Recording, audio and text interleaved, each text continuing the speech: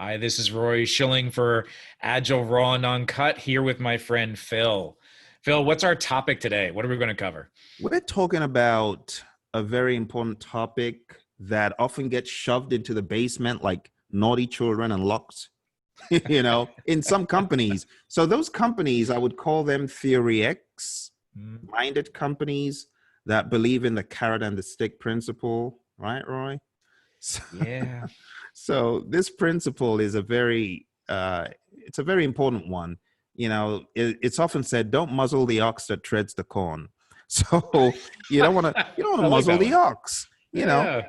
I mean, the poor people doing the work. So we talked about in our principle, well, the very first episode, we talked about the pigs and the chickens, and we don't want to use that terminology, but some companies treat their people like I They don't know, sure like they're do. pigs, like they just tread in the corn, or like they're the ox that treads the corn. So Yeah. principle five, Roy, what do you think about this principle? So principle number five is, to me, one of the, actually, it is the most important organizational principle out of all of the manifesto. And I'm not saying it's the most important principle, just Mhm. specifically organizationally, this carries a lot of weight.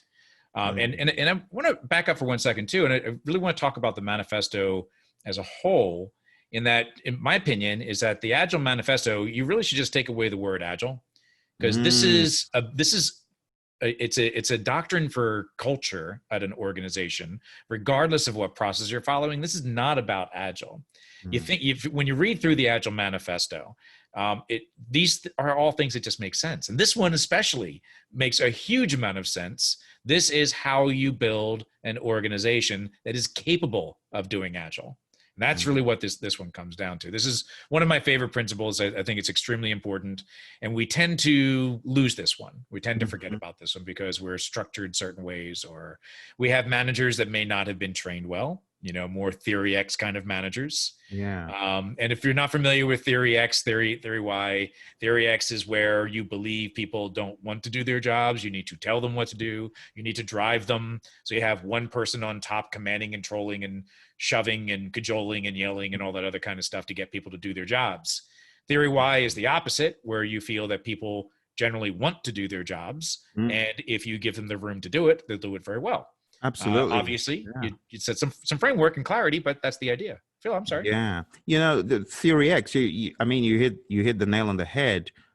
But there are two types of Theory X managers, even in Theory X. You've got the Theory X manager that believes Roy can't do his job. I need to babysit him. I need to be on top of him. Yep. And then you've got the Theory X manager that believes Roy can't really do his job. I'm going to have to bribe him or cajole him. I'm going to Yeah. have to kind of. So Carrots it's and not sticks. aggressive, it's subtle, but they've Yep. still got a bad mindset about Roy. And they're like, oh, Roy, if you do this and this, we can give you rewards. But the mindset is still warped. And Yep. that pervades a lot of companies. It's still Theory X, but it's a subtle Theory X. They are Yep. all bad. They're all bad because, and I like what you said in the beginning, Roy, about this not being Agile Manifesto. Let's just call it Company Manifesto, Yep. right? Because this is good stuff. Build companies around motivated individuals. I like a quote from Steve Jobs. He says, management is making people do what you want them to do or what you think they should do. But leadership is making people do what they never even imagined they could do. How could you blow your own mind except you're Yeah. inspired and motivated, right? Yep. Absolutely. There's a great quote that I like to use too, to relate it to this principle. It's, I would never want to work for a company that values my output but not my input. It's like, Mm. why would you want to work for a company that's not there to listen to you and trust you and treat you as an adult? And I use that phrase, and Phil, we've taught together a number of times. You've heard me use that phrase all the time. Yeah, We yeah. hire people that should be adults. Do your job, right? You get paid to do a job. You should like doing your job. And if you don't, we've got a problem. So let's do something about it. Mm. Right. So So give let's treat each other as adults. give them the environment. So what does that mean? Let's blow that up a little bit more, Roy. What do we mean by give them the environment they need? Yeah, so you think about it. What does someone need in order to be able to do their job? First they need to make sure that they've got enough money to do that job. Mm. They have to, at least have enough money where they're not constantly thinking about money. So take that money issue. That's a David Pink thing. If you ever read his book, Drive, awesome book. Yeah. There's a little video on YouTube as well. Good stuff. Basically, the idea is you take money off the table. right? So that people aren't worrying about it so much, and you're paying them sufficiently so that they're not really overly concerned about money. That's a sensitive subject and a little bit hard to do, but you get the idea. Take it out of the way. Make sure that people have what they need so they can do their jobs, right? Mm. Equipment, training, and then on top of that, not just the environment, but the support. And then that Mm. means they need someone that they can go to when they say, hey, I've got a problem. I need you to help me with it. And then you help them with it. Mm. That's the support mechanism. They know that they can go to you and they're not going to get yelled at because they didn't get something done. Instead, they can say, hey, I need your assistance, and you'll actually provide it to them. That's what we're looking for, right? Mm. And trust. Trust. Trust them to get the job done. Like, I mean, it boils down to the Theory X you mentioned in the beginning. The Theory X Yeah. manager believes you cannot work without supervision. In fact, a description of Theory X is they are an impediment. Those type of managers, they're an impediment to the employees' morale. They're always beating them over the head. They don't trust them. And that's why Yeah. they're always looming around in the background. Horrible way of bringing up any team or organization. But the sad thing is, a lot of companies are like this. So Mm-hmm. this is actually the first time I've really thought about it concretely when you mentioned it, Roy. This is not just an Agile manifesto. This is a manifesto for firms, period. Yep, You exactly. know? Imagine if you built your organization around this concept. Hmm. Where people are trusted, people have their needs met, they have what they need Hmm. to do their jobs, they have the support from their leadership, they can do the work and decide how to do that work on their own. They feel valued. You Hmm. build an organization like that, and you have leaders to give them clarity in order to deliver the right stuff. You're going to be more successful. That's not agile. That's not about agile. That's just, we just say it in agile. And so I often say something a little bit controversial when I'm teaching management leadership classes. And I Hmm. say this intentionally because I want them to get annoyed. I want them to get mad, right? Because I want to trigger an emotional reaction with this. I say, if you have employees that you feel can't do their job without telling them what Hmm. to do, it's your fault. Hmm. Whether that person truly doesn't want to do their job or you perceive that they don't want to do their job, it's management's fault. And the Hmm. reason is that if you have people that don't want to do their jobs, who hired them? And what are you True. going to do about it as a manager? You Hmm. either train them or you help them you mentor them so that they do want to do their jobs, get them to that good place, or you need to do your job. And that is potentially, and this is going to be controversial, maybe replace people that aren't Hmm. doing their jobs, right? So that's management's job. That's their whole purpose. Their Hmm. whole reason for being is to make sure they've got the right people in the right places. So either Hmm. way, whether people don't want to do their jobs or they perceive they don't want to do their jobs, that's management's responsibility. It's their fault that that's going on.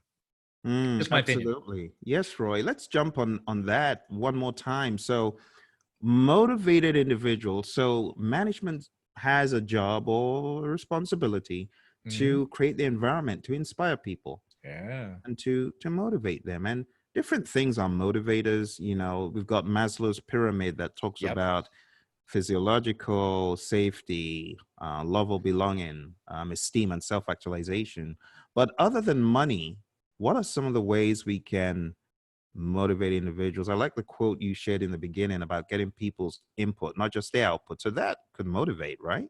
Yeah. So there's obviously lots of good work out there to talk about motivators and things like that. One of my favorites is the work that Daniel Pink documented and put in his book, Drive: The Surprising Truth About What Motivates Us. Really good book, good video, very entertaining speaker. He talks about a few different things, and one of them, to me, I think is extremely important, especially in the agile world, is to be able to direct yourself, right? Mm. To be empowered to make decisions for yourselves and say, yeah, I want to do this. People like to be able to say, I can make up my own mind. I can decide what I want to do. And if you're in a knowledge space, where you need some creativity and innovation, that's critical. You Yeah. need people to be empowered to make decisions on their own. Otherwise, they're just taking orders and you're not going to get any innovation or creativity. So you Mm. need to give them the ability to just direct themselves, right? And I think that's really important. I think another thing that helps with motivation is giving people the opportunity to learn. And I'll share a really good quote from, I forget who it was. It might've been Steve Jobs who said this one as well. I forget. It's we often don't give people the opportunity to learn because we've got tight deadlines or push, got to get work done. Well, if you don't give yourself the opportunity to learn, you're never going to get better. You're going to get bored with your job. You're going to go stale. Not good for your career. Not good for a whole bunch of things. And I forget who it was who gave this quote, but somebody, a very senior person, a CEO, was talking about training his people, and someone said, "Well, what if we train these people and then they leave?" Mm-hmm. And he said, "Well, think about it this way: wouldn't it be worse if we didn't train them and they stayed?" Yes, I heard that one. It's a great quote, and it's true. You want people to be educated, and you want them to improve their skills. And yeah, maybe they will leave, but maybe you can give them an environment where they want to stay because the opportunity for training is so much greater, right? Just a thought.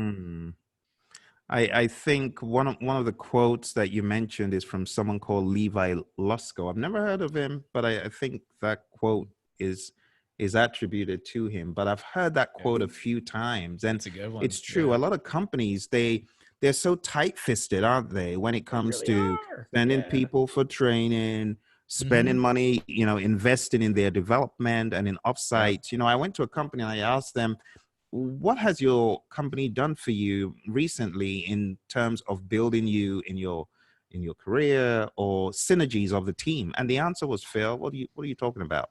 We're here to work. Oh, We don't need motivation and all that soft stuff. yeah. Imagine that. Yeah, I wouldn't want to work at a place that acts like that, right? It's just not Horrible. good. We also need to recognize that there are also light ways of learning. There are abstract ways. It doesn't necessarily have to be a class, right? Or Hmm. formal education. It could just be maybe taking a little bit of time as part of your daily job and Yeah, spend a little bit of time in pairing with someone else, right? Getting exactly. mentored by someone that has more experience in an area than you might have.